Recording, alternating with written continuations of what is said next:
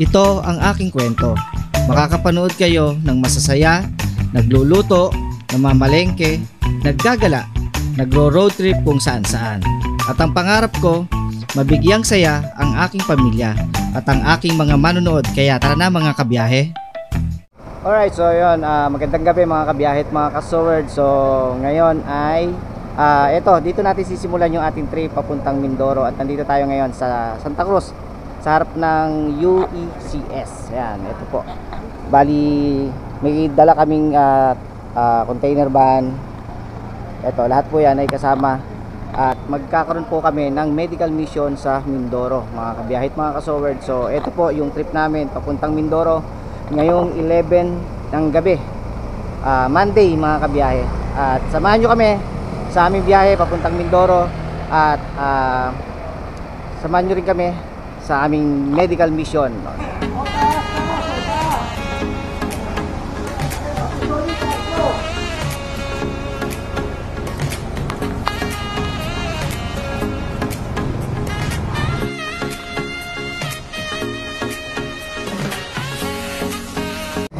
Alright, so yun mga kabiyahe at mga kasowerd. Bali, ngayon natin sisimulan yung ating trip papunta po ng Mindoro. Ayan, at syempre bago tayo pupunta ng Mindoro, at pupunta po muna tayo ng Batangas. Doon po tayo sasakay sa Batangas, sa Batangas Port, para po pumunta ng Mindoro at para handugan ng libreng medical ang ating mga kapatid na katutubo sa Mindoro mga kabiyahe. At ito yung ating mga dalang sasakyan. Alright, so ito, kasama to. Yan, bali 5 o 6 na sasakyan kami mga kabiyahe. Maraming salamat siyempre sa lahat. Kila Boss A, maraming salamat. Sa UECS, maraming salamat. At isa tayo sa maswerte na nakasama at para makibahagi sa kanilang medical mission para sa ating mga kapatid na katutubo sa Mindoro mga kabiyahe. Kaya samahan nyo kami sa aming biyahe.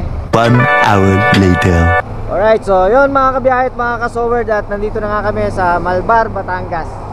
Ayun nga po, at ang mga kasama ko, ito, bali 5 van kami plus yung isang truck na nandun mga kabiyahe. So nag-stop over lang kami rito sa sa Petron, dito po sa Startol. At kakain lang muna kami ng sa McDo. Kain lang muna kami. Pagkatapos diretso na kami ng Batangas Port. Nang okay. Shoutout sa kuya. Ayan, si kuya. Ay mga kasama natin dito sa sa ating medical mission. At yun nga, syempre maraming salamat sa UECS at isinama tayo at isa tayo sa mga inimbitahan nila at isinama sa kanilang medical mission na gaganapin nga po sa Mindoro para po sa ating mga kapatid na mga katutubo, mga kabiyahe. Kaya po stay tuned lang kayo at i-update ko kayo pag kami nasa Batangas Port. Alright, so maya na lang ulit mga kabiyahe. Let's go.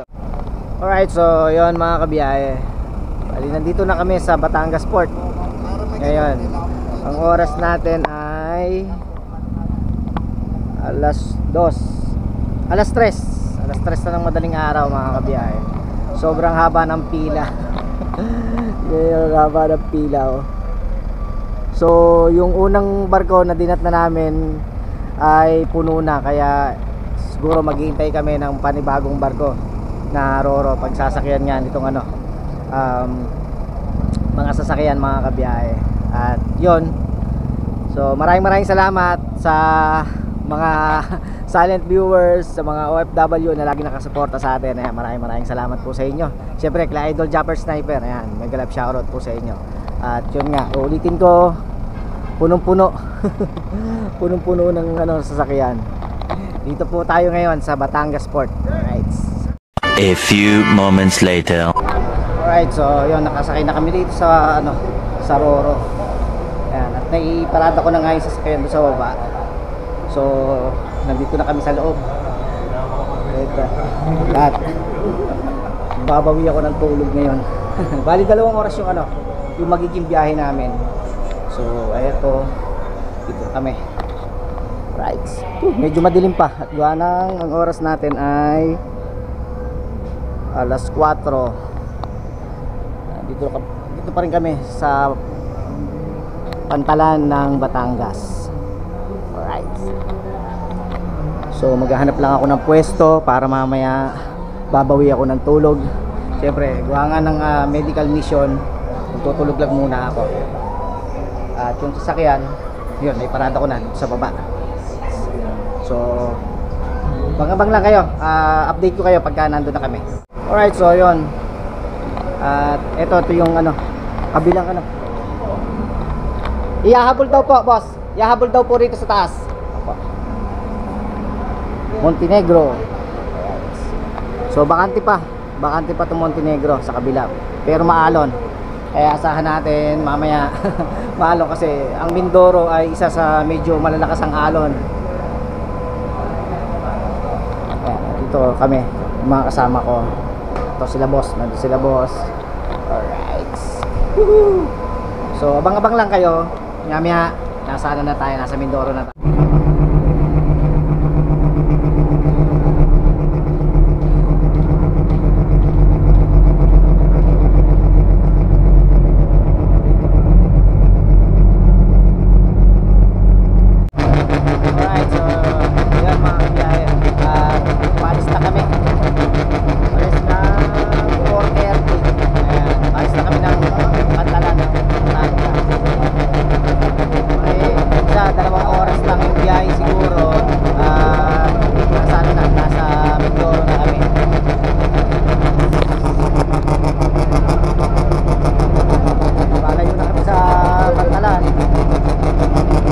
Na-miss ko lang yung barko. Miss ko lang na ako'y nasa barko. Ayan o. Ayan. Super Shuttle. Alright, so yun. Medyo lumalayo-layo na nga kami sa Pantalan. Saan natin, minamaya, maalon. Gawa ng maalon talaga rito. Malalaki alon din sa Mindoro.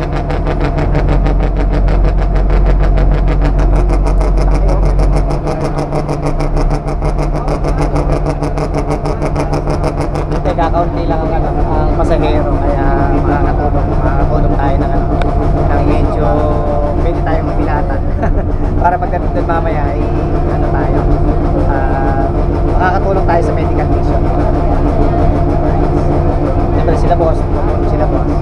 Tapos mamaya makakatulong tayo sa sasakyan para pagkadating ng Pantalan, ayun, kailangan yung mga driver natin sa mga sasakyan.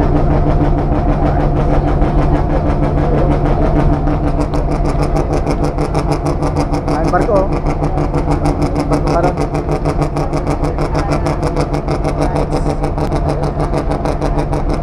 So update ko na lang kayo pagka nasa Mindoro na kami, makakabiyahe. So maya ulit.